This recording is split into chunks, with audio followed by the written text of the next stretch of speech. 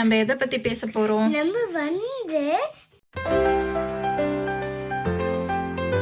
வணக்கம், என் பேர் தாரணி. நான் ஒரு கதை சொல்லவா? இந்த கதை பேர் குக்கும் நன்றும். ஒரு அழகான ஊரில் ஒரு குக்கு வாழ்ந்து வந்தது. அது பக்கத்தில் இருந்த ஆழ்ல நிறைய மீன்கள் இருந்தது. அது எப்பவுமே அந்த மீன்களை குத்தி குத்தி சாப்பிடும்.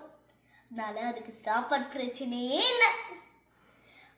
அதுக்கப்புறம் கொஞ்ச நாளாக அதுக்கு வயசானே போச்சு. அதால இன்னும் தேடி பிடிச்சி கொத்தி கொத்திலாம் சாப்பிடவே முடியல. அதனால அது ஒரு திட்டம் போட்டுச்சு. அவங்க எல்லாரையும் ஏமாத்தலாம் நினைச்சது. அதுக்கப்புறம் ரொம்ப சோகமா இருந்தது. அது பக்கத்துல இருந்த நண்டு, உனக்கு என்ன ஆச்சு, ஏன் இவ்வளவு சோகமா இருக்க கேட்டது. அதுக்கப்புறம் அந்த நண்டு அந்த கொக்கு சொல்லுச்சு, நான் ரொம்ப சோகமா இருக்கேன்.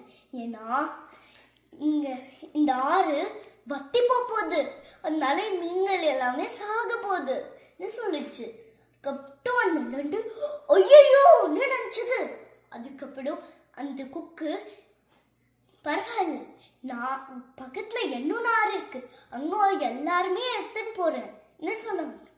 அதுக்கப்புறம் அந்த நண்டு போய் எல்லா மீன்கள்கிட்டயும் அதை சொல்லுச்சு. அதுக்கப்புறம் அந்த கொக்கு நிறைய மீன்கள் எடுத்துன்னு போய் அங்கேயே வச்சுட்டு வந்துச்சு. அதுக்கப்புறம் நண்டோட வேலையாச்சு. அதுக்கப்புறம் அந்த நண்டையும் எடுத்துன்னு போக ஆரம்பிச்சுது.